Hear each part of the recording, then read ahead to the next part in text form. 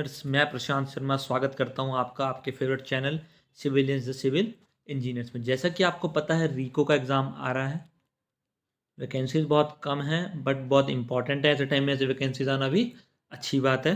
But previous year paper available तो हैं, but की प्रिपरेशन करने में स्टूडेंट्स को दिक्कत आती है। मैं आपको कंप्लीट पेपर करा सकता था एक साथ, बट मैंने सोचा कि अगर मैं आपको सब्जेक्ट वाइज कराता हूँ तो ज़्यादा आपको बेनिफिट मिलेगा। अगर सब्जेक्ट वाइज चीज़ें होंगी तो आपको ज़्यादा बेनिफिट मिलेगा। क्यों?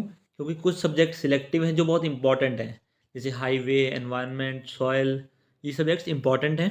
हमने देखा है सिलेबस में और एग्ज़ाम पैटर्न में कि यहाँ से ज़्यादा क्वेश्चन पूछे जाने हैं। सिर्फ हाईवे से ही अप्रॉक्सीमेटली 30 क्वेश्चन इन्होंने पूछने हैं। कभी 30 से ज़्यादा भी ये पूछ लेते हैं। इसलिए पहला सब्जेक्ट में जो स्टार्ट कर रहा हूँ वो हमारा हाईवे इंजीनियरिंग है। वो हमारा हाईवे इंजीनियरिंग स्टार्ट करने जा रहा हूँ मैं। ठीक है। इसके सारे क्वेश्चन जितने भी प्रीवियस ईयर में आए हैं या जितने भी इंपॉर्टेंट हैं वो मैं आपको साथ के साथ कवर कराऊंगा, और जहाँ जहाँ कंसेप्ट की रिक्वायरमेंट है मैं आपको समझाता जाऊंगा। और एग्ज़ाम को क्रैक करने के चांसेस को हम इंक्रीज़ करेंगे। एलिमिनेशन सिखाऊंगा, जो मेन कॉन्सेप्ट है सब मैं आपको बताते जाऊंगा। बट मेरे साथ बने रहिए एंड तक। मैं आपको हाईवे, सर्वे, सॉयल मैकेनिक्स, एनवायरनमेंट सब आपको मैं कवर कराने वाला हूँ। और इसके अलावा मैं आपको बता देता हूँ कि यूथ पब्लिकेशन की सीरीज़ है RCC, steel, estimation and building materials. वो हमारे चैनल पर पहले ही अवेलेबल है। वो जेई लेवल के क्वेश्चंस जो है यूथ पब्लिकेशन की बुक के, उस पर अवेलेबल है मेरे चैनल पर ही। वो आप जाके देख सकते हैं। वहाँ से आपको बहुत हेल्प मिलेगी बाकी सब्जेक्ट्स में भी। बट अभी यहाँ पर हम हाईवे स्टार्ट करने जा रहे हैं, हाईवे का पार्ट 1। एक बात हमेशा याद रखिएगा, गलतियाँ वही करते हैं जो कोशिश करते हैं, और जो कोशिश नहीं करते वो सिर्फ बातें करते हैं। और आपको बातें करने वाला नहीं बनना, कोशिश करनी है। गलतियाँ होंगी, आज होंगी कल सुधर जाएंगी। और यहाँ गलतियाँ होंगी कोई दिक्कत नहीं, एग्ज़ाम में नहीं होनी चाहिए। एग्ज़ाम में गलतियाँ भारी पड़ेंगी बट यहाँ गलतियाँ ठीक हो सकती हैं। कोई भी क्वेरी है कमेंट सेक्शन में ज़रूर मेंशन करें। अगर वीडियो पसंद आ रहा है तो लाइक करना ना भूलें। चैनल पर न्यू है तो चैनल को ज़रूर सब्सक्राइब कर लें। और हमारा टेलीग्राम चैनल सिविलियन और सिविल इंजीनियर्स को भी आप सब्सक्राइब कर सकते हैं। वहाँ पर भी मैं आपको डेली कंटेंट देने वाला हूँ। So let's start our amazing session. देखते हैं first question, question number 95। Scientific planning of transportation system and mass transit facilities in cities should be based on. Scientific planning करनी है ट्रांसपोर्टेशन सिस्टम या फिर mass transit facilities की cities में, तो किस पे बेस होगी? Spot speed data, origin destination data, traffic volume data या फिर एक्सीडेंट डेटा। तो ये ओरिजिन एंड डेस्टिनेशन स्टडीज़ जो होती हैं उसके बेस पे जो डेटा कलेक्ट होता है उसके अकॉर्डिंग ये वर्क करते हैं, जिस पे हमारे साइंटिफिक प्लानिंग ट्रांसपोर्टेशन सिस्टम के मास ट्रांजिट फैसिलिटीज डिपेंड करती हैं ओरिजिन एंड डेस्टिनेशन डेटा पे। तो ऑप्शन बी यहाँ पर हो जाएगा करेक्ट आंसर इस क्वेश्चन का। तो next question, question number 196। If Dorry abrasion test the loss in weight 21 grams, the coefficient of hardness. Loss of weight in grams हमें दे दिया है 21 ग्राम, और कोफिशिएंट ऑफ हार्डनेस हमें पूछ रहा है। तो कोफिशिएंट ऑफ हार्डनेस का फॉर्मूला क्या होता है?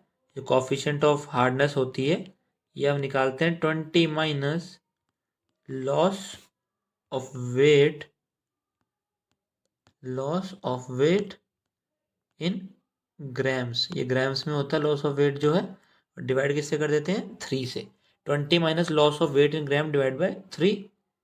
तो 20 minus 21 divide by 3, 7। 20 minus 7 is 13। 20 minus 7 कितना होता है? 13 होता है। तो option A is the right answer. Very easy. Coefficient of hardness निकालना था 20 minus loss of weight in gram divide by 3। याद रखिए वेट जो ग्राम्स में होना चाहिए उसको 3 से डिवाइड करें, 21 था, उसको 3 से डिवाइड करके 7 आया। 20 माइनस 7 किया तो हमारा डोरी एब्रेशन टेस्ट में कोफिशिएंट ऑफ हार्डनेस जो था वो आ गया 13। देखते हैं next question, question number 197। Question number 197, when the speed of traffic flow becomes zero. जो स्पीड है ट्रैफिक फ्लो की अगर वो जीरो हो जाए तो क्या होगा? ऑप्शन देखते हैं। Traffic density attains maximum value where traffic volume becomes zero. Traffic density and traffic volume both attains maximum value. Traffic density and traffic volume both become zero. Traffic density become zero and where traffic volume attains the maximum value. जो मेरे students हैं उनको option eliminate करने बहुत अच्छे से आते हैं, बट यहाँ पर हम कॉन्सेप्ट पहले सीख लेते हैं। कॉन्सेप्ट क्या है कि ट्रैफिक फ्लो है उसका लिंक किन चीज़ों से है। पहली चीज़, एक होता है क्यू, ये होता है हमारा ट्रैफिक वॉल्यूम। क्या होता है? ट्रैफिक वॉल्यूम क्या होता है? ट्रैफिक वॉल्यूम, ठीक है। एक होता है हमारा के। सर के क्या होता है? ये होता है बच्चे ट्रैफिक डेंसिटी। क्या होता है? Traffic density. मैं आपको मार्कर चेंज करके बता देता हूँ, ठीक है। ये जो ट्रैफिक वॉल्यूम होता है, ये जो है वॉल्यूम है, ये व्हीकल पर आर होता है।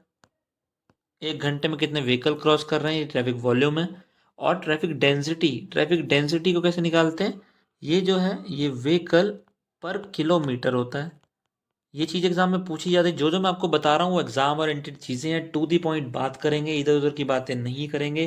कम टाइम में ज़्यादा क्वेश्चन सीखेंगे, ज़्यादा कंसेप्ट सीखेंगे और अपना एग्जाम को क्रैक करने के चांसेस को इंक्रीज करेंगे। व्हीकल पर आर जो होता है वो ट्रैफिक वॉल्यूम होता है, vehicle per kilometre traffic density होता है। एक फॉर्मूला याद रखेंगे, Q is equal to K U. Q is equal to K U एक फॉर्मूला होता है, इसी से सारी चीज़ें लिंक हैं। ग्रीन शील्ड मॉडल होता है, ग्रीन बग्स मॉडल होता है, ये मैं आपको इन डेप्थ पढ़ाऊंगा। क्या ग्राफ्स होते हैं ये भी आपको मैं समझाऊंगा। बस ये फॉर्मूला याद रखना, Q is equal to K you होता है। आगे मैं बताऊंगा क्यू मैक्स कैसे निकालते हैं, यूएसएफ के जे बाई 4 करके, वो मैं चीज़ आपको आगे क्लियर करूंगा। अब याद रखना, जब ट्रैफिक फ्लो जो है ये ज़ीरो हो गया, जब ट्रैफिक फ्लो ही ज़ीरो हो गया तो क्या होगा? तब ट्रैफिक डेंसिटी तो मैक्सिमम हो जाएगी ना। एक जगह पे ट्रैफिक फ्लो हो ही नहीं रहा तो व्हीकल पर किलोमीटर तो बढ़ते जाएंगे।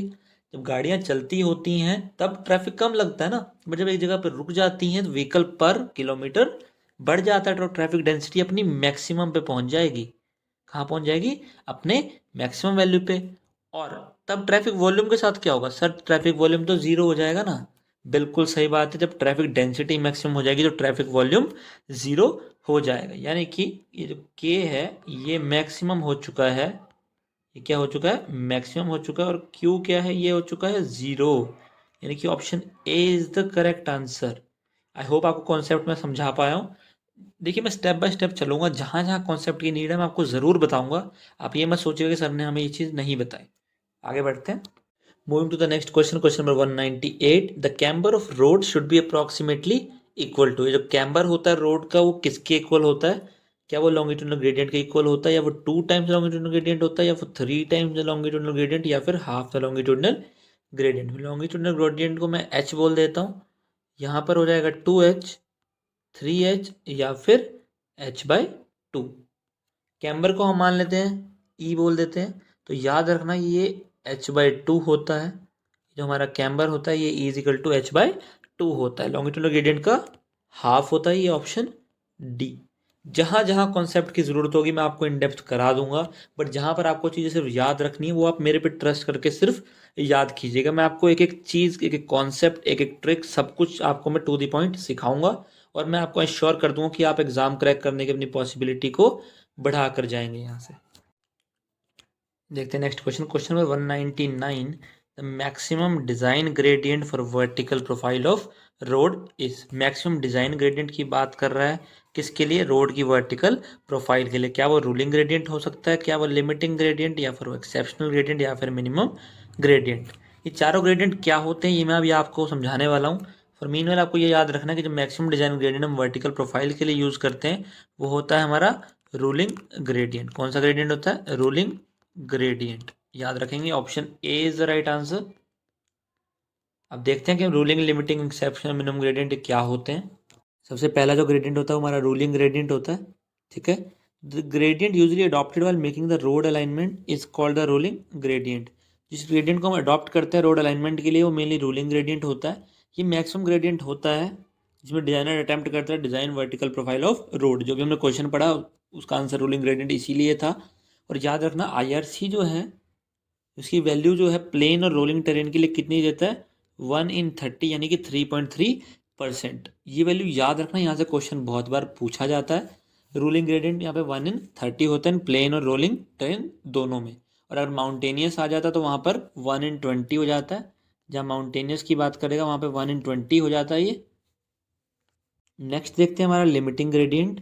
लिमिटिंग ग्रेडियंट क्या होता है? ये ग्रेडियंट होता है जो रूलिंग ग्रेडियंट से थोड़ा सा स्टीपर होता है, steeper than the ruling gradient, जिसको हम लिमिटेड रोड लेंथ के लिए यूज़ करते हैं। यानी हिली एरियाज जहाँ पर होते हैं, जहाँ पर रोड कन्फाइनमेंट होता है, एरिया कम होता है, जहाँ पर रोड लेंथ को लिमिट करना पड़ता है, वहाँ पे लिमिटिंग ग्रेडियंट का यूज़ होता है। तो यही बोल रहा है, used where the topography of place compels adopting a steeper gradient than the ruling gradient to minimize the road construction. Road construction को मिनिमाइज करने के लिए इसको यूज किया जाता है। ठीक है। Third one is exceptional gradient. जब नाम्स में एक्सेप्शनल है तो एक्सेप्शन कंडीशन में यूज किया जाएगा। ये जो है ये हमारा लिमिटिंग ग्रेडियंट से भी ज़्यादा स्टीप होता है, जहाँ पे बहुत शॉर्ट लेंथ ऑफ रोड के लिए यूज किया जाता है, जहाँ पे एक्स्ट्रा ऑर्डिनरी सिचुएशन हो। ठीक है, उसको हम बोलते हैं एक्सपोनेंशियल ग्रेडियंट या फिर एक्सेप्शनल ग्रेडियंट। बहुत डिफिकल्ट सिचुएशन में इसको अडॉप्ट किया जाता है और शॉर्ट लेंथ के लिए किया जाता है, जहाँ पे not exceeding 100 metre at stretch. जो IRC है वो इसकी वैल्यू रिकमेंड कितनी करता है, 1/15 और 6.7% for plain and rolling terrain. LG की वैल्यू कितनी थी प्लेन एंड रोलिंग के लिए, वो भी 3.3% ही थी। 3.3% यानी कि 1/15। ठीक है, याद रखना 1/15 प्लेन, 1/30, ये 1/30 होगा। 1/30 जो है प्लेन और रोलिंग के लिए हमारा ग्रेडियंट है, रोलिंग और लिमिटिंग दोनों। ठीक है, और ये जो एक्सेप्शनल ग्रेडियंट है 1/15 होता है, 6.7% प्लेन। और नेक्स्ट जो है हमारा ये होता है मिनिमम ग्रेडियंट। ये जो एक मिनिमम डिजायरेबल स्लोप प्रोवाइड की जाती है किसके लिए, इफेक्टिव ड्रेनेज के लिए। जो रेन वाटर है उसका रोड सरफेस पे पानी कलेक्ट ना हो, उसको ड्रेन करने के लिए एक मिनिमम ग्रेडियंट प्रोवाइड किया जाता है। तो ये desirable minimum gradient for purpose 0.5% होता है अगर साइड ऑफ ड्रेन लाइंड है, और 1% साइड ड्रेन अगर अनलाइंड है। ये वैल्यूज आपको याद रखनी है, एग्जाम में कभी भी पूछ सकता है। Question number 200 is our next question. Maximum number of vehicles that can pass a given point on a lane during 1 hour without creating unreasonable delay is known as। maximum number of vehicle की बात कर रहा है, एक given point of lane में एक 1 hour में without creating unreasonable delay। तो ये क्या है, vehicle पर आर की बात कर रहा है, तो यानी कि कैपेसिटी की बात कर रहा है। कैपेसिटी कह लीजिए या आप इसको वॉल्यूम कह लीजिए, कैपेसिटी की बात कर रहा है। ठीक है, यानी कि ट्रैफिक डेंसिटी तो आंसर नहीं है। बट सर कैपेसिटी बेसिक है, प्रोबेबल है या फिर प्रैक्टिकल है, इन तीनों में हमें कंफ्यूजन है। तो ये याद रखना, ये जो क्वेश्चन दिया हुआ है ये कंडीशन हमारी प्रैक्टिकल कैपेसिटी की है। किसकी है, प्रैक्टिकल कैपेसिटी जो लेन की है, जो प्रैक्टिकली हो रहा है वो प्रैक्टिकल कैपेसिटी ऑफ लेन है, यानी कि ऑप्शन डी यहाँ पर हमारा राइट आंसर है। अब बेसिक कैपेसिटी क्या होता है, बेसिक कैपेसिटी जो ये होता है ये आइडियल कंडीशंस की बात करता है। आइडियल कंडीशन मतलब कि सब कुछ अच्छा हो रहा है, हमारे मुताबिक हो रहा है, जैसा हम चाहते हैं वैसा हो रहा है। अगर आइडियल कंडीशन है तो उसको बेसिक कैपेसिटी ऑफ लेन बोलते हैं, बाकी सारी कंडीशंस सेम रहती हैं। और प्रोबेबल कैपेसिटी कब होती है, जो प्रिवेलिंग कंडीशंस होती हैं, जो उस टाइम पे कंडीशंस वर्क कर रही हैं, यानी कि जो प्रिवेलिंग कंडीशंस हैं जो उस टाइम एट द लोकेशन हो रही हैं उस पर डिपेंड करती है, उसको बोलते हैं प्रोबेबल कैपेसिटी ऑफ लेन। और ये हमारी कंडीशन है, maximum number of vehicle can pass lane during 1 hour without creating unreasonable delay, यानी कि कोई और बड़ा कारण नहीं आ रहा, अनरीजनेबल डिले नहीं हो रहा, तो वो एक प्रैक्टिकल कैपेसिटी है। वो क्या है, एक प्रैक्टिकल कैपेसिटी, यानी option D is the right answer. I hope आपको traffic density, basic capacity, probable capacity and practical capacity के बारे में मैं आपको अच्छे से समझा पाया हूँ। कैपेसिटी और वॉल्यूम एक ही बात होती है, traffic capacity and traffic volume, तो कंफ्यूज नहीं होंगे। नेक्स्ट क्वेश्चन पेपर की तरफ बढ़ते हैं। उसका क्वेश्चन नंबर 101 जो है हमारा क्वेश्चन नंबर 101 है, in Marshall testing of bituminous mixes as bitumen content increases the flow value. Marshall test जो होता है बिटुमिनस मिक्सेस का, आप लोगों ने पढ़ा होगा, उसमें अगर बिटुमिन कंटेंट बढ़ता है तो फ्लो वैल्यू पे क्या इफेक्ट पड़ता है, ये हमसे पूछ रहा है। तो उसका ग्राफ आपने पढ़ा होगा, ऐसे हमारे एक्स एक्सिस पे क्या होता है, बिटुमन परसेंट, क्या होता है, बिटुमन परसेंट होता है, और वाई एक्सिस पर क्या होता है हमारा, फ्लो वैल्यू, क्या होता है, फ्लो वैल्यू। ठीक है, ग्राफ जो होता है यहाँ से स्टार्ट होता है हमारा और यहाँ तक जाता है ऐसे। ठीक है, तो ऑप्शंस पढ़ते हैं, remains constant, decreases first and then increases, increases monotonically, increases first and then decreases. आप देख रहे हैं कांस्टेंट तो नहीं है ये, और इंक्रीज फर्स्ट देन डिक्रीज ये भी नहीं है, decreases first and then increase ये भी गलत है। ये मोनोटोनिकली इंक्रीज करता है, कैसे, मोनोटोनिकली इंक्रीज करता है, यानी कि option C is the right answer. Graph याद रखना। Next question, question number 102, which of the following method is recommended by IRC यानी कि Indian road congress for design of flexible pavement. Flexible pavement के लिए कौन सा मेथड रिकमेंड करता है हमारा आईआरसी? क्या वो वेस्टरगार्ड मेथड है, या वो सीबीआर मेथड है, या वो ग्रुप इंडेक्स मेथड है, या फिर वो नन ऑफ दीज है? तो याद रखना सीबीआर मेथड रिकमेंड किया गया है आईआरसी के द्वारा फॉर फ्लेक्सिबल पेमेंट। ये जब पढ़ते हो तो बहुत अच्छे से चीज़ें याद रखनी, क्योंकि इसके बारे में पूछ रहा है, फ्लेक्सिबल पेमेंट के बारे में पूछ रहा है या फिर रिजिड पेमेंट के बारे में पूछ रहा है। या फ्लेक्सिबल पेमेंट की बात कर रहा है तो ऑप्शन बी यानी कि सीबीआर मेथड करेक्ट हो जाएगा। सीबीआर मेथड क्या होता है, कैसे उसको सॉल्व करते हैं, मैं आगे आपको न्यूमेरिकल्स भी इसके कराऊंगा, ठीक है। और ग्रुप इंडेक्स मेथड का तो एक फॉर्मूला होता है, आपको नहीं पता तो मैं आपको बता देता हूँ। 0.2a plus 0.01 BD plus 0.005 CA, ये एक फॉर्मूला होता है जिसमें ए जो होता है वो परसेंटेज फाइनल पासिंग 75 माइक्रोन सीव होता है, जिसको आप P-35 भी लिख सकते हो। ऐसे ही बी होता है P-15, ठीक है, P-15 होता है जो बी होता है। और सी जो होता है वो होता है हमारा WL-40, और जो डी होता है वो क्या होता है IP-10।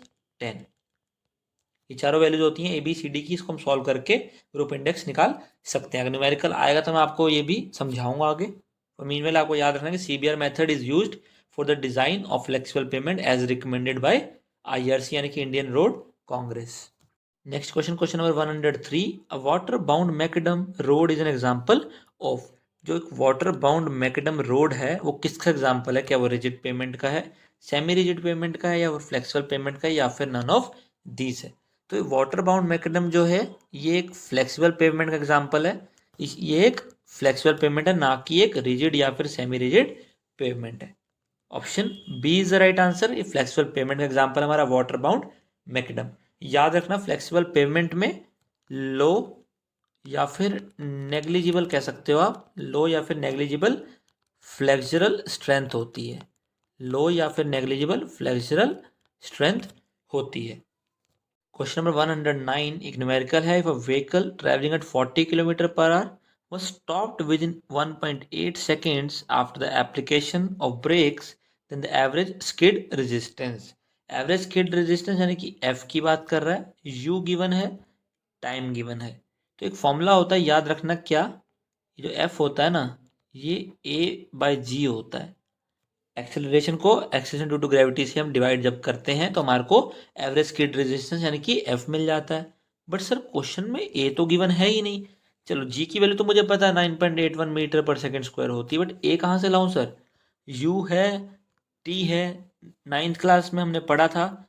ये जो वेलोसिटी है ये क्या होती है, ये मीटर किलोमीटर पर आ रहा था, यानी कि मीटर पर सेकंड भी आप इसको बोल सकते हो, बिल्कुल बोल सकते हैं।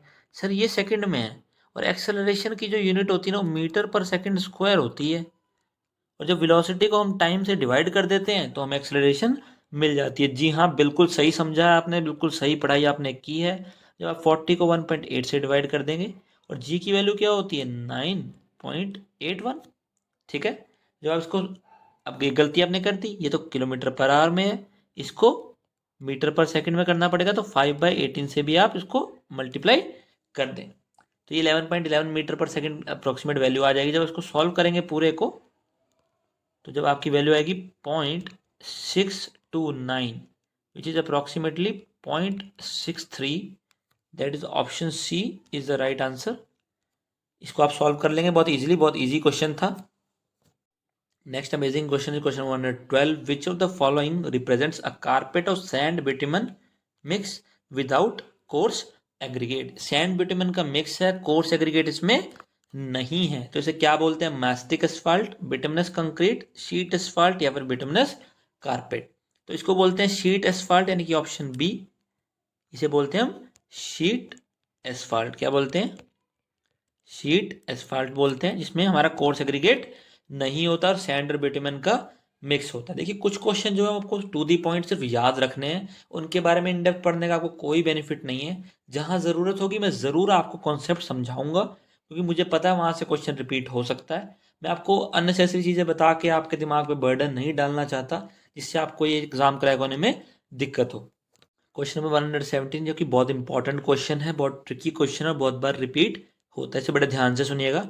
On a right angle road intersection with two way traffic the total number of conflict point. Right angle road intersection है, टू वे ट्रैफिक है, total number of conflict points पूछ रहा है। तो इसमें 3 तरह की कंडीशन होती हैं, या तो बोथ रोड्स यानी कि दोनों रोड्स जो हैं वो कैसी होंगी, टू वे होंगी, ठीक है सर, या फिर एक वन वे होगी और एक टू वे होगी, ठीक है सर, या फिर दोनों वन वे ही होंगी, ठीक है सर। तीनों कंडीशन हमें पता चल गई। अब एक कंडीशन और लिख लीजिए यहाँ पे, कौन सी, नंबर ऑफ लेन्स, कौन सी, नंबर ऑफ लेन्स, ठीक है। मार्कर बदल लेते हैं, उससे हम आपको अच्छे चीजें समझ आ पाएंगी। नंबर ऑफ लेन्स है, ठीक है। अब 2 और 2 है, मान लो यहाँ पर number of lanes, road A road B की बात हो रही है यहाँ पे, 2 और 2 है यहाँ पे, ठीक है।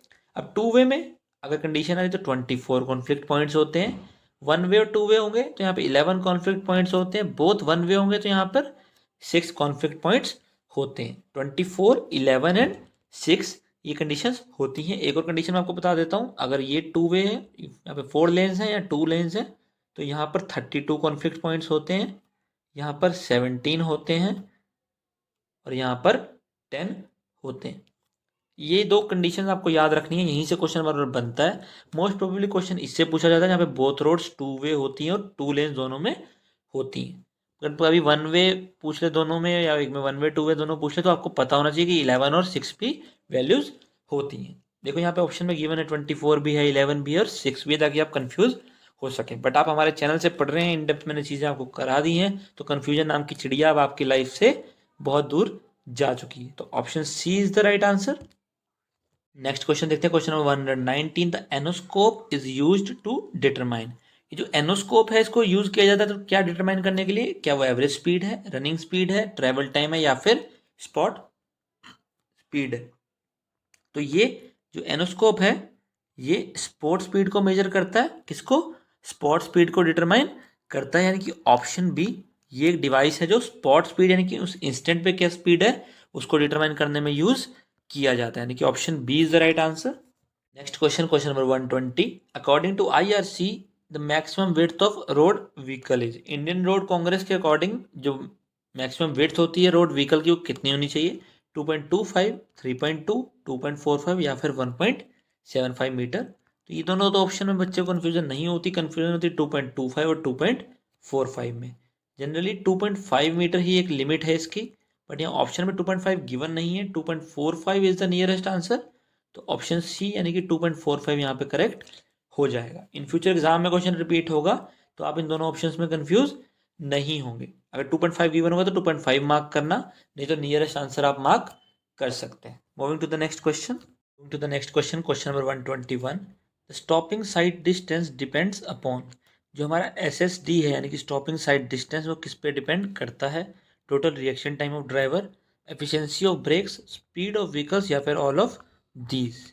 तो याद रखेंगे total reaction time of driver, speed of vehicle, brakes की एफिशिएंसी, तीनों पे ये डिपेंड करता है, यानी कि ऑप्शन डी। क्या है, ऑप्शन डी। SSD निकालने का फॉर्मूला भी आपने पढ़ा होगा। SSD निकालने का फॉर्मूला क्या होता है, VT प्लस V²/2GF, एफिशिएंसी भी होती है यहाँ पे, ठीक है, ये फॉर्मूला होता है। अगर ग्रेडियंट आएगा उसका भी एक फॉर्मूला होता है, वो मैं आपको आगे बता दूंगा। इसमें देखो स्पीड ऑफ व्हीकल है, yes, reaction time of driver है, यस, ग्रेविटी है, एफिशिएंसी ऑफ ब्रेक्स भी है, तीनों चीज़ें यहाँ पर B, A और C। तो ऑप्शन डी हो जाएगा यहाँ पर करेक्ट। देखते हैं next question, question number 123। In which of the following traffic system signals cycle length and cycle division automatically varied, इन कौन से ट्रैफिक सिस्टम सिग्नल में से साइकिल लेंथ और साइकिल डिवीजन ऑटोमेटिकली वेराई करती है, क्या वो ऑल्टरनेट सिस्टम है, simple progressive system, simultaneous system, या फिर फ्लेक्सिबल प्रोग्रेसिव सिस्टम। तो ये flexible progressive system best system माना जाता है ट्रैफिक सिस्टम सिग्नल्स में से, इसमें साइकिल लेंथ और साइकिल डिवीजन ऑटोमेटिकली वेराई होती है, ऑपरेटर्स की जरूरत नहीं पड़ती, इसलिए इसको बेस्ट माना जाता है। Option D is the correct answer. देखते हैं next question, question number 127। A terrain with cross slope less than 10% is called, अगर क्रॉस स्लॉप है किसी टेरेन की वो 10% से कम है तो वो क्या होगा, steep terrain, mountainous terrain, level terrain, या फिर रोलिंग टेरेन। लेवल टेरेन को प्लेन टेरेन भी बोलते हैं, ठीक है, plain, rolling, mountainous and steep. तो मैं आपको बता देता हूँ किसकी कितनी कितनी वैल्यूज होती हैं। जब प्लेन होता है, जो हमारा प्लेन टेरेन होता है, इसका होता है 0 से 10%, 0 से 10%। उसके बाद आती है हमारी रोलिंग टेरेन, ये होती है 10 से लेके 25% तक। फिर आती है हमारी माउंटेनियस टेरेन, जो होती है 25 से 60% तक। और उसके बाद आती है स्टीप टेरेन, जो ग्रेटर देन 60% होती है। चारों वैल्यूज आपको याद रखने, अगर क्वेश्चन आएगा तो इन्हीं चारों वैल्यूज से आएगा, और आपको इस बारे में अब पता है, तो एग्जाम में क्वेश्चन आप गलत नहीं करने वाले। Next question, question number 128, a barrel camber consist of. एक बैरल कैम्बर में क्या होता है? जनरली बैरल में बच्चे कंफ्यूज होते हैं, इसको पैराबोलिक कैम्बर भी आप बोल सकते हो, ठीक है, पैराबोलिक कैम्बर भी आप बोल सकते हो। Two straight slopes with a parabolic crown in the centre, two straight slopes joining at the centre, both A and B, या फिर अ कंटिन्यूस कर्व इधर पैराबोलिक और इलिप्टिकल। तो ये एक कंटिन्यूस कर्व होता है, या पैराबोलिक होगा या फिर इलिप्टिकल होगा। ऑप्शन डी यहाँ पर है करेक्ट आंसर। ये आपको याद रखना है, जो बैरल कैम्बर यानी कि पैराबोलिक कैम्बर, वो कंटिन्यूस कर्व होता है, या वो पैराबोलिक होगा या फिर वो इलिप्टिकल होगा। दो straight slow parabolic crown centre में, ये गलत है, ये भी गलत है, और दोनों तो हो ही नहीं सकते, तो ये भी गलत है। Next question, question number 129, length of a vehicle affects. जो व्हीकल की लेंथ है वो किसको इफेक्ट करती है? Width of traffic lanes, width of shoulders and parking facilities, extra width of pavement and minimum turning radius, and all of these. इन तीनों statement पढ़ने के बाद स्टूडेंट को लगता है कि मैं ऑल ऑफ दीज मार्क कर देता हूँ, ये मुझे इन जनरल ठीक लग रहा है, बट ये गलत है। यहाँ पर याद रखना, जो लेंथ ऑफ व्हीकल है वो मेनली जो इफेक्ट करती है वो पेमेंट की जो एक्स्ट्रा विड्थ प्रोवाइड करनी है उसको, और मिनिमम टर्निंग रेडियस को इफेक्ट करती है। इन दोनों चीज़ों को बहुत अच्छे से वो इफेक्ट करती है, तो इसलिए इसका आंसर हो जाएगा ऑप्शन सी, ना कि ऑप्शन डी। तो याद रखेंगे, जो लेंथ ऑफ व्हीकल है वो इफेक्ट करती है mainly extra width of pavement and the minimum turning radius. Next question is question number 130, the best binder material to be used with stone aggregate for patch repair work to patch pot holes on wet pavements during the rainy season when the traffic is also heavy. एक best binding material की बात कर रहा है जिसको stone aggregate के साथ use किया जाता है पैच रिपेयर वर्क और पैच पोर्ट होल्स जो वेट पेमेंट पे हैं, और रेनिंग सीजन भी है। वेट पेमेंट है, रेनी सीजन है, तो बेस्ट बाइंडिंग मटेरियल कौन सा होगा? Clay soil, rapid curving cutback bitumen, hot bitumen, या फिर बिटुमिनस इमल्शन। तो क्ले सॉइल तो नहीं हो सकता, हॉट बिटुमेन भी नहीं हो सकता, कंफ्यूजन होगा रैपिड कर्विंग कटबैक बिटुमेन में और बिटुमिनस इमल्शन में। तो याद रखना है इसमें बिटुमिनस इमल्शन यूज की जाती है। Option D is the right answer. देखिए स्टूडेंट्स, अगर आपको लगता है कि मैं कोई चीज़ गलत बता रहा हूँ, या आपको कोई डाउट है या कोई क्वेरी है, ज़रूर कमेंट सेक्शन में मेंशन करें, but please mind your languages. अगर आप कुछ गलत टाइप कर देते हैं, गलत कुछ बोल देते हैं, वो हर्ट करती हैं चीज़ें। अब मेरे को अपनी गलतियाँ एक्सेप्ट करने में कोई शेम नहीं है, कोई इशू नहीं है। हम यहाँ पर सीखने आए हैं, कुछ अच्छा सीख जाएंगे तो उसमें क्या बुराई है। अगर किसी को अपनी गलती पता चल जाती है, इससे अच्छी कोई बात है नहीं। तो अगर आपको कोई भी डाउट है, क्वेरी है, आप कमेंट सेक्शन में ज़रूर मेंशन करें कि सर ये चीज़ ऐसे नहीं ऐसे होगी। विद प्रूफ आप लिखें कि ये चीज़ जस्टिफाई करें कि ये चीज़ ऐसे होगी, तो मैं उसको एक्सेप्ट करूँगा अगर वो मुझे सही लगेगी तो, ठीक है। Moving to the next question, question 133, the length of a transition curve is such that full super elevation is attained at the junction with a circular curve, then resultant curve is called। एक length transition curve की ऐसी है कि full super elevation को attain कर लिया गया है जंक्शन पर विद द सर्कुलर कर्व। तो रिजल्टेंट कर्व क्या होगा? Reverse curve, combined curve, compound curve, या फिर सिंपल कर्व। सिंपल कर्व तो नहीं हो सकता, ठीक है, तो इसका आंसर क्या है हमारा? कंबाइंड कर्व, यानी कि ऑप्शन बी। कंबाइंड कर्व याद रखेंगे, अगर ऐसा क्वेश्चन दोबारा आए तो आपको पता होना चाहिए कि कंबाइंड होता है, कंपाउंड नहीं होता है, तो कंफ्यूज नहीं होना है।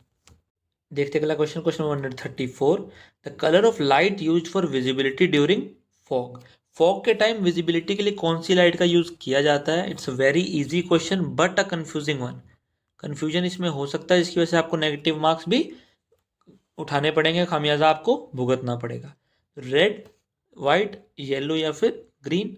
तो वाइट और ग्रीन में कंफ्यूजन नहीं होगा, कंफ्यूजन होगा रेड और येलो में, क्योंकि हमने पढ़ा था जो रेड होता है ये सिग्नल्स में यूज़ किया जाता है, क्योंकि इसकी वेवलेंथ बहुत ज़्यादा होती है, तो हमें दूर से भी ये दिखाई दे देता है विदाउट स्कैटरिंग। बट तो पहला ऑप्शन जान के उसने रेड दिया है ताकि अभी गलती करें और नेगेटिव मार्क्स लें। बट आप बहुत सेंसिबल स्टूडेंट हैं, आपने क्वेश्चन को बड़े ध्यान से पढ़ा। तो ये कलर ऑफ लाइट होती है, ये येलो होती है, जो फॉग के टाइम हमें विजिबिलिटी के लिए हम इसको यूज़ करते हैं। तो जो फॉग लाइट्स होती हैं उसमें येलो कलर होता है, ये याद रखना हमको, बहुत इंपॉर्टेंट है। तो option C is the right answer, ना कि option A. Next question, question number 136, the function of an expansion joint in rigid pavement. तो एक्सपेंशन जॉइंट जो रिजिड पेमेंट में हम यूज़ करते हैं उसका फंक्शन पूछ रहा है। पहली चीज़ अब सीखने को आपको ये मिलेगी, एक्सपेंशन जॉइंट जो है वो रिजिड पेमेंट में प्रोवाइड किया जाता है फॉर द एक्सपेंशन। तो relieve warping stress, relieve shrinkage stress, resist stress due to expansion, या फिर अलाउ फ्री एक्सपेंशन। इसका नाम ही एक्सपेंशन जॉइंट है, वो फ्री एक्सपेंशन को अलाउ करने के लिए ही प्रोवाइड किया जाता है, किसमें, रिजिड पेमेंट में। तो option D is the right answer. Moving to the next question, question 156. It's a very important question. On a circular curve, the rate of super elevation is E. While negotiating the curve, a vehicle comes to a stop. It is seen that the stopped vehicle comes to a stop. It is seen that the stopped vehicle does not slide inwards in the radial direction. अंदर की तरफ slide नहीं किया है, the coefficient of side friction F है, तो विच of the following is true. अंदर की तरफ स्लाइड इनवर्ड नहीं किया गया, तो इस कंडीशन में क्या E less than equal to F हो सकता है, या ई एफ और टू एफ के बीच में हो सकता है, या E greater than two F हो सकता है। तो ये तीनों ही स्टेटमेंट गलत है। ये जो ई होगा इसको एफ से ज़्यादा होना पड़ेगा, एफ ई को एफ से ज़्यादा होना पड़ेगा, तो नन ऑफ दीज हो जाएगा करेक्ट आंसर यहाँ पे। Less than equal to F ना होके ये ग्रेटर देन एफ होगा, क्योंकि डज नॉट स्लाइड इनवर्ट्स बोल रहा है। आगे बढ़ते हैं, next question, question number 157। Generally जो कर्व्स टॉपिक है ना, कर्व वाला टॉपिक जो होता है वो सर्वेइंग और हाईवे में कॉमन है। तो ये सर्वेइंग का क्वेश्चन भी है, हाईवे का क्वेश्चन भी, पर मैं आपको यहीं पे करा देता हूँ। तो यहाँ पे कहता है पैराबोलिक वर्टिकल कर्व है, पैराबोलिक वर्टिकल कर्व है, राइजिंग ग्रेडियंट उसका जीवन जो है 0.5% है, G2 एक फॉलिंग ग्रेडियंट है इसलिए -1.5% है, rate of change of grade है 0.05 per chain, then length of the vertical curve. तो इसका फॉर्मूला होता है L equal to G1 minus G2 divide by R, G1 minus G2 divide by R। अब G1 positive था तो 0.5 लिख दीजिए, G2 माइनस आ गया, G2 माइनस में था -1.5 आ जाएगा, ठीक है, डिवाइड बाय रेडियस कर दीजिए। ये जो आर गिवन है, जो change rate of change of grade है, ये रेडियस नहीं है, rate of change of grade है 0.05 पर चेन, ठीक है, 0.05 पर चेन। और 0.5 माइनस ऑफ माइनस 0.5 प्लस हो जाएगा तो 2 हो जाएगा, 2 डिवाइड बाई 5, डेसिमल हटाओगे ऊपर 100 चला जाएगा, 5 इंटू 20, तो ये आ जाएगा हमारा 40 मीटर। कितना, 40 मीटर, यानी कि option A is the right answer. Very easy question, formula पता होना बहुत ज़रूरी था, प्रोसेस मैंने आपको समझा दिया है। ये जो याद रखना गलती स्टूडेंट करते हैं, माइनस को भूल जाते हैं, ये माइनस यहाँ आएगा और माइनस माइनस जब प्लस हो जाएगा तो आपका आंसर इजीली सॉल्व हो जाएगा। क्वेश्चन नंबर 168, ट्रैफिक स्टडी से क्वेश्चन पूछा गया है, गेट लेवल का ये क्वेश्चन है, ठीक है, न्यूमेरिकल है। On a section of a highway the speed density relationship linear हो चुकी है, given by v is equal to 80 minus 2/3 into K. v is in kilometre per hour, K is in vehicle per kilometre, capacity vehicle per hour पूछ रहा है एक section की। तो ये ट्रैफिक डेंसिटी गिवन है हमें और ट्रैफिक कैपेसिटी पूछ रहा है व्हीकल पर आवर में। अब देखो फॉर्मूला इसका एक होता है क्या, क्यू मैक्स निकालने की बात कर रहा है, क्यू मैक्स निकालने की बात कर रहा है, वो होती है हमारी यू एस एफ के जे डिवाइड बाई 4, ठीक है। एक्चुअल में यू एस एफ बाई 2 और के जे बाई 2 होता है, वो ग्राफ होता है, ग्राफ बाद में समझाऊंगा मैं आपको। तो U S F by 2 into के जे बाई 2 होता है, तो यू एस एफ के जे बाई 4 हो गया। बट सर यहाँ वी है, वी को आप यू मान लो, कोई इशू नहीं है। अब जब के ज़ीरो होगा, जब के ज़ीरो हो जाएगा तो ये जो यू है, ये यू एस एफ में कन्वर्ट हो जाएगा, बिल्कुल हो जाएगा। तो 2/3 इंटू ज़ीरो, तो ज़ीरो हो गया, तो यू एस एफ कितना हो जाएगा, 80 किलोमीटर पर आवर, बिल्कुल हो गया 80 किलोमीटर पर आवर। अब अगर यू एस एफ या यू है जो ये ज़ीरो हो जाता है, ठीक है, अगर यू ज़ीरो हो गया तो के जे निकल जाएगा, बिल्कुल निकल जाएगा। तो के जे कैसे निकलेगा, 2/3 के जे इज इक्वल टू, यहाँ तो क्या हो जाएगा 80 माइनस 2/3 के इज इक्वल टू 0। तो ये जब उधर 0 हो जाएगा तो के की वैल्यू आप निकाल सकते हैं, कितनी हो जाएगी, यहाँ पे 80 था, यहाँ पे क्या था 80, तो केजे क्या हो जाएगा 80 इंटू 3 डिवाइड बाई 2, 2 इंटू 40, तो केजे हो जाएगा 120। कितना हो जाएगा 120।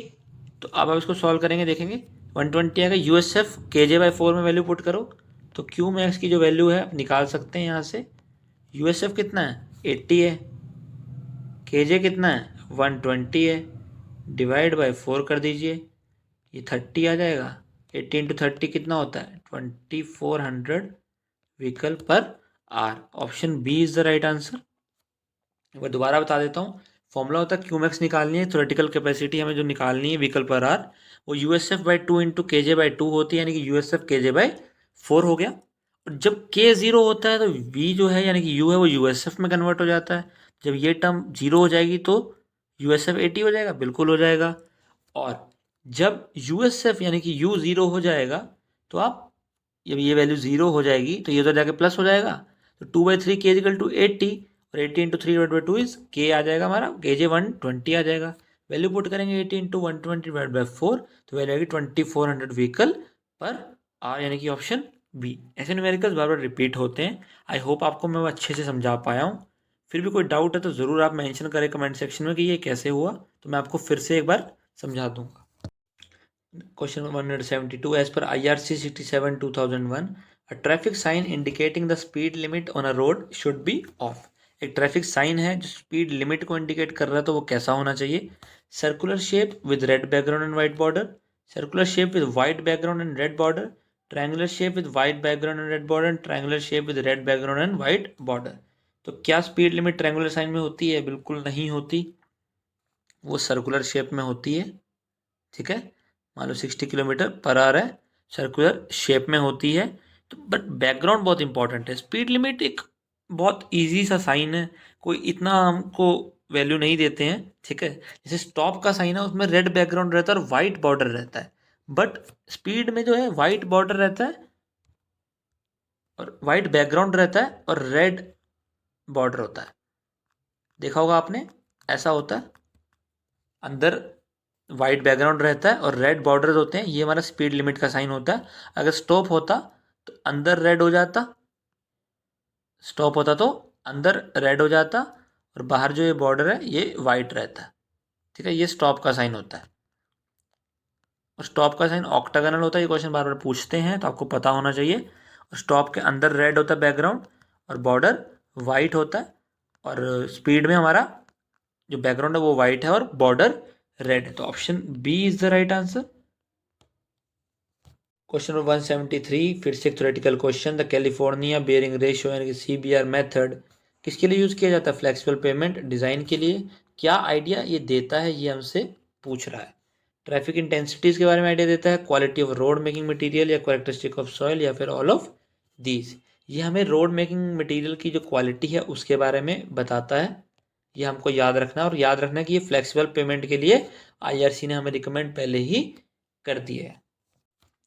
Next question, question 176, correct order of the following layers from top to bottom. Top to bottom पूछ रहा है, सब बेस कोर्स, वेरिंग कोर्स और सब ग्रेड। तो आपको उसको टॉप टू बॉटम लगाना है। सबसे ऊपर आता है हमारा सरफेस कोर्स, सबसे ऊपर आता है हमारा सरफेस कोर्स। फिर आपका जो आता है ये बेस कोर्स आता है, क्या आता है? Base course. फिर आता है सब बेस, क्या आता है? सब बेस। फिर आता है आपका सब ग्रेड, क्या आता है? सब ग्रेड। क्या आएगा? सब ग्रेड आ जाएगा। ये जनरली फ्लेक्सिबल पेमेंट की बात कर रहा हूँ मैं। फ्लेक्सिबल पेमेंट में ये होता है सरफेस, बेस, सब बेस और सब ग्रेड। अगर आप नीचे से पढ़ेंगे तो सब ग्रेड, सब base, base and surface course. तो वेयरिंग कोर्स को सरफेस कोर्स भी बोल देते हैं। तो टॉप टू बॉटम स्टार्ट करेंगे तो वेयरिंग कोर्स पहले आएगा, यानी कि 3 पहले आएगा। ठीक है, फिर आएगा, अगर ये आपको नहीं भी पता तो भी आप मार्क कर सकते थे, क्योंकि तीनों चारों ऑप्शन में 3 पहले दिया हुआ है, तो आप इजीली मार्क कर सकते थे। 3 हो गया। उसके बाद क्या आएगा? हमारा बेस कोर्स आना चाहिए, यानी कि 2 आएगा। फिर सब बेस आएगा, फिर सब ग्रेड आएगा। 3 2 1 4, यानी कि option B is the correct answer. ये फ्लेक्सिबल था। अगर रिजिड पेमेंट होता, रिजिड पेमेंट में हमारा सब ग्रेड और बेस होता है, सब बेस कोर्स नहीं होता। ये जो सब बेस कोर्स है ये हमारा रिजिड पेमेंट में नहीं होता, सब ग्रेड होता है, बेस होता है और फिर सरफेस कोर्स होता है हमारा रिजिड पेमेंट में। बढ़ते हैं अगले क्वेश्चन की तरफ। Question number 184, a large difference of temperature between the top and bottom of slab causes the following phenomenon to occur. Large difference हो रहा है टेम्परेचर में टॉप और बॉटम स्लैब में, तो वो क्या कॉज करेगा? हार्डनिंग, क्रेजिंग, वार्पिंग या फिर नन ऑफ दीज। तो ये जो है वार्पिंग को कॉज करता है अगर लार्ज डिफरेंस ऑफ टेम्परेचर में हो रहा है टॉप और बॉटम स्लैब में। अगर टॉप स्लैब है, ये बॉटम स्लैब है, लार्ज टेम्परेचर डिफरेंस के बीच में आ रहा है तो ये वार्प कर जाती है। ठीक है, तो option C, warping means twisting भी होता है। ठीक है, option C is the right answer. Next question, question number 188, the shift of the transition curve radius 450 metre and length 54 metre is. Shift बोल रहा है, ट्रांजिशन कर्व की शिफ्ट का फॉर्मूला होता है L square divide by 24 R. L square divide by 24 R. L कितना है? 54, 54 का square divide by 24 into radius यानी कि 450। उसको आप सॉल्व करेंगे तो आपको वैल्यू मिलेगी कितनी? 0.27 मीटर। कितनी? 0.27 मीटर का शिफ्ट होता है L square by 24 R. L 54 given है, रेडियस हमारा 450 गिवन है, तो option D is the right answer. Very easy question, but formula पता होना बहुत ज़रूरी होता है। Question number 193, road roughness is measured using. Road की जो रफनेस है यानी कि अनइवननेस है उसको हम कैसे मेजर करते हैं? बैंकलमैन बीम से, डायनेमिक कोण पेंट्रोमीटर, बम्प इंडिकेटर या फिर फॉलिंग वेट डिफ्लेक्टोमीटर। तो ये हम बम्प इंडिकेटर से करते हैं, ऑप्शन सी। डायनेमिक कोण पेंट्रोमीटर का तो लिंक ही नहीं है इससे, ये भी कोई इशू नहीं है इसका भी, बैंकलमैन बीम भी नहीं है, तो bump indicator is the right answer. कभी कभी आप क्वेश्चन में ऑप्शंस को एलिमिनेट करके इजीली आंसर तक पहुंच सकते हैं। अगर आपको थोड़ा सा भी आइडिया है तो भी आंसर आप इजीली मार्क कर सकते हैं, बट अगर फिर भी आपको नहीं आइडिया हो फिर भी एलिमिनेशन कहीं ना कहीं काम आ जाता है, आपको आंसर तक पहुंचाने में आपकी हेल्प करता है। तो अपनी डेली रूटीन में हैबिट बनाए एलिमिनेशन को यूज़ करने की भी, बट सिर्फ एलिमिनेशन पर रिलाई ना करें, कॉन्सेप्ट को भी अच्छे से रिटेन करने की कोशिश करें। Question 194, bitumen grade 80/100 indicates that under the standard test conditions, penetration value of bitumen would vary from। बहुत इंपॉर्टेंट क्वेश्चन है, बहुत बार रिपीट होता है। स्टैंडर्ड टेस्ट में 80/100 की बात कर रहा है, तो जो पेनिट्रेशन वैल्यू है वो कैसे वेराई करेगी? 0.8 mm से 1 mm, 8 mm से 10 mm, 8 सेंटीमीटर से 10 सेंटीमीटर या फिर 0.08 mm टू 0.1 mm। तो ये याद रखना, ये जो 80 है ना, ये जो 80 है डिवाइड बाय 100 है, 80 डिवाइड बाय 100 है ना ये, तो आप इसकी जीरो को जीरो से कट कर दो और बस बाकी वैल्यूज को mm में लिख दो। 8 mm डिवाइड बाय 10 mm लिख दिया सर, तो जिसकी रेंज हो जाएगी वो 8 से 10 mm हो जाएगी, ऑप्शन बी। स्टूडेंट ने गलती करता है, वो 80 को mm समझ लेता है और इसको 8 सेंटीमीटर लिखाता है, 8 सेंटीमीटर से 10 सेंटीमीटर का आता है, जो कि गलत हो जाता है। तो 8 mm से ये हो जाएगा 10 mm तक, option B is the right answer. अगले सवाल की तरफ, question number 197, reflection cracking is observed. Reflection cracking किस में ऑब्जर्व की जाएगी?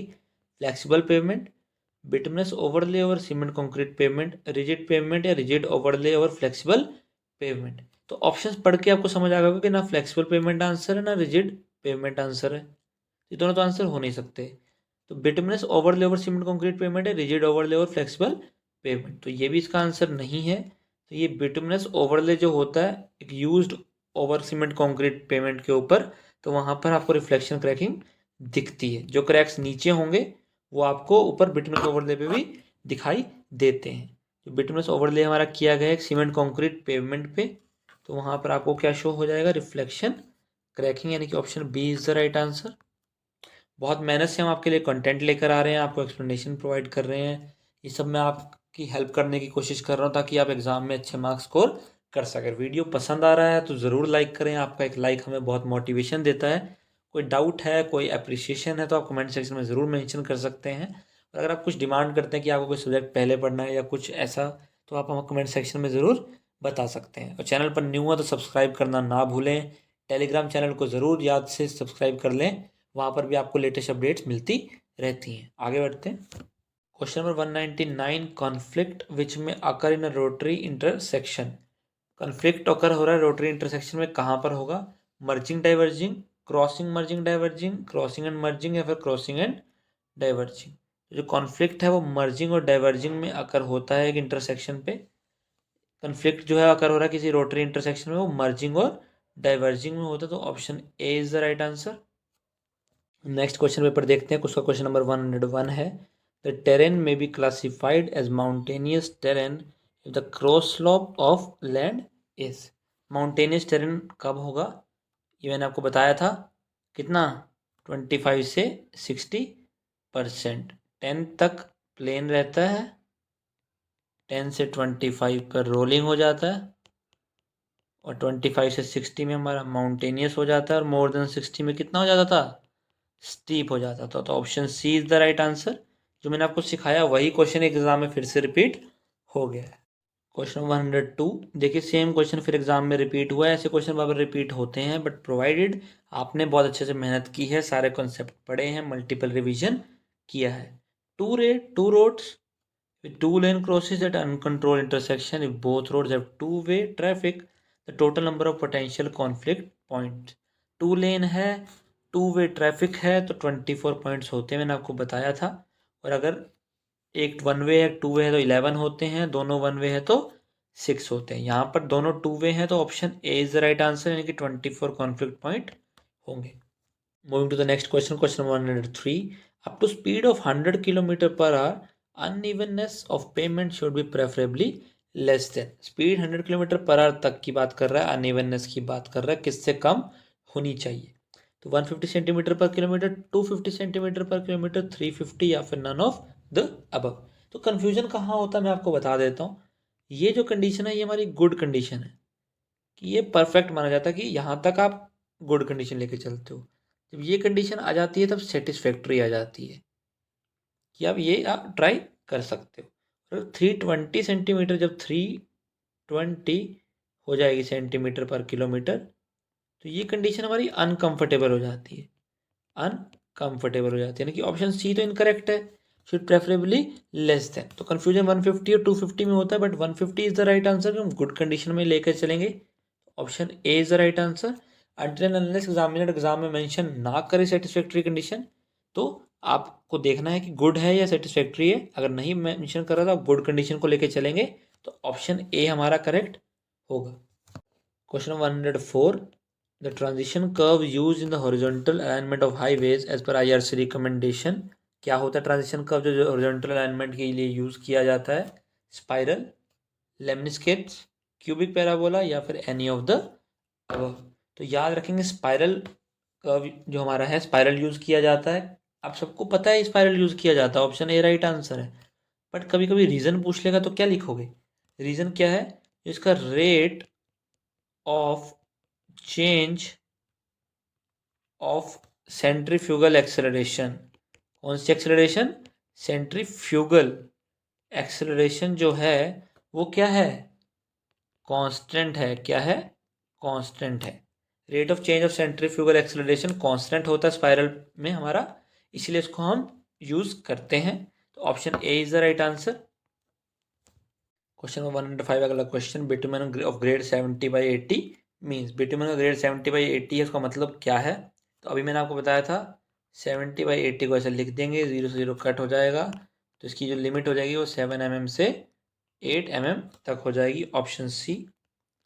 इन फ्यूचर क्वेश्चन आएगा तो आपको बहुत इजी लगने वाला है, ये आप इसमें गलती करेंगे ही नहीं। 3 मार्क्स की बात है, और सिर्फ 3 मार्क्स की नहीं, अगर ऐसे में आप गलती करते हैं तो आपका 1 मार्क्स नेगेटिव भी होता है, तो बात यहाँ पर 4 मार्क्स की हो चुकी है, तो ये गंवाने किसी भी हालत में नहीं है। Question 106, method of design of flexible pavement as recommended by IRC. देख रहे हो बहुत बार क्वेश्चन रिपीट हो रहे हैं, फ्लेक्सिबल मेथड है, फ्लेक्सिबल पेमेंट है, कौन सा मेथड आईआरसी ने रिकमेंड किया था? हमने पढ़ा था वो था सीबीआर मेथड, यानी कि ऑप्शन बी। क्वेश्चन 107 हमारा next question, recommended value of camber for thin bituminous surface in location having heavy rainfall. Camber की बात कर रहा है, थिन बिटुमिनस सरफेस है और हैवी रेनफॉल हो रही लोकेशन पर, तो क्या 1/30, 1/40, 1/50, या फिर नन ऑफ द अबव। तो याद रखना ये 2.5% होता है। कितना? 2.5%, यानी कि 1/40। Option B is the right answer. ये 2.5% होता है थिन बिटुमिनस सरफेस के लिए, और जहाँ पे हैवी रेनफॉल हो रही है, तो 1/40 is the right answer. Question 108 is our next question. If a vehicle covers more distance along the road surface as compared to the circumferential movement of the wheels, the phenomenon is known as। यानी कि longitudinal distance जो है वो हमारा longitudinal movement है, वो rotational movement से ज़्यादा है। longitudinal movement यानी कि दूर तक जा रहा है बट रोटेट कम हो रही है, इसको हम क्या बोलते हैं? इसको हम बोलते हैं स्किडिंग। यहाँ पर L ग्रेटर देन R होता है, स्किडिंग होता है। जहाँ पर L लेस देन R होगा, यानी कि रोटेशनल मूवमेंट ज़्यादा हो रही है, यानी कि टायर एक ही जगह पे घूमे जा रहा है, घूमे जा रहा है, रोटेट किया जा रहा है, यानी कि रोटेशनल मूवमेंट ज़्यादा है और दूर तक नहीं जा रहा है, तो इस कंडीशन को क्या बोलते हैं? स्लिपिंग। आप अपनी बाइक चलाते टाइम आपने ये चीज़ें फेस की होंगी। और जब लॉन्गिट्यूडनल डिस्टेंस, यानी कि मान लो यहाँ पर गाड़ी है और घिसटते हुए जा रही है दूर तक, बट रोटेशनल मोमेंट कम है, लॉन्गिट्यूडनल डिस्टेंस ज़्यादा कवर कर लिया है, तो ये क्या कर जाती है? स्किड कर जाती है। हम बोलते हैं ना गाड़ी स्किड कर गई, तो इसको स्किडिंग बोलते हैं और इसको स्लिपिंग बोलते हैं। तो यहाँ पर ऑप्शन डी राइट होगा, क्योंकि L is greater than R in this condition. Question number 19, stopping sight distance यानी कि S S D on a descending gradient will be dash than the value for a level surface. Stopping sight distance की बात कर रहा है descending gradient पर, और वो लेवल सरफेस से कंपेयर करने की बात कर रहा है। तो याद रखेंगे जो एस एस डी है डिसेंडिंग ग्रेडियंट पे वो ज़्यादा होगा, यानी कि इंक्रीज मान लो आप, वो मोर होगा as compared to the level surface, यानी कि option A. Question 110, the minimum stopping distance on a single lane with two way traffic is equal to. Minimum stopping distance की बात कर रहा है, सिंगल लेन है और टू वे ट्रैफिक है, तो कितना होगा? क्या वो एस एस डी होगा, या वो 2 टाइम्स एस एस डी होगा, या 1.5 टाइम्स एस एस डी होगा, या फिर half of S S D होगा? तो याद रखना है दो कंडीशन होती हैं, two lane to way traffic, two lane में टू वे ट्रैफिक, या फिर वन लेन में टू वे ट्रैफिक, वन लेन में टू वे ट्रैफिक। यहाँ सिंगल लेन में टू वे ट्रैफिक की बात कर रहा है, यानी कि इस कंडीशन की बात कर रहा है। तो इस कंडीशन में क्या होता है? Twice of S S D होता है, और इस कंडीशन में क्या होता है? एस एस डी होता है। यहाँ हमसे इस कंडीशन की बात करेगी तो twice of S S D इसका आंसर हो जाएगा, ऑप्शन बी।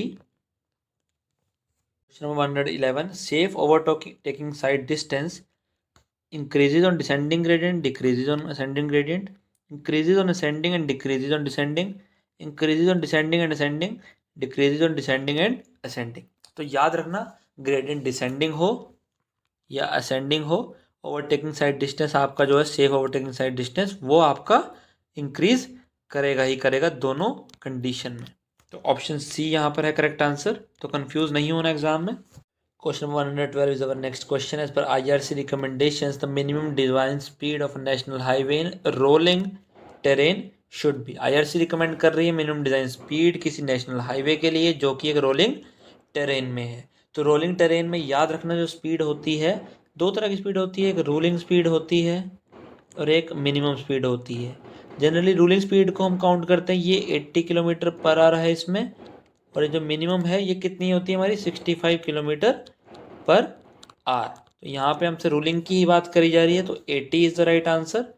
तो ऑप्शन ए, जनरली रूलिंग को ही यूज़ करते हैं, बट न्यूमेरिकल से कहीं पे एक वैल्यू पूछी जाती है वहाँ पे मिनिमम का यूज़ भी होता है, ये मैं आगे आपको समझाऊंगा। तो ये रोलिंग टेरेन की बात कर रहा था। अगर प्लेन टेरेन की बात करता है तो उसमें दो वैल्यूज होती हैं, 100 होती है और 80 किलोमीटर पर आवर होती है।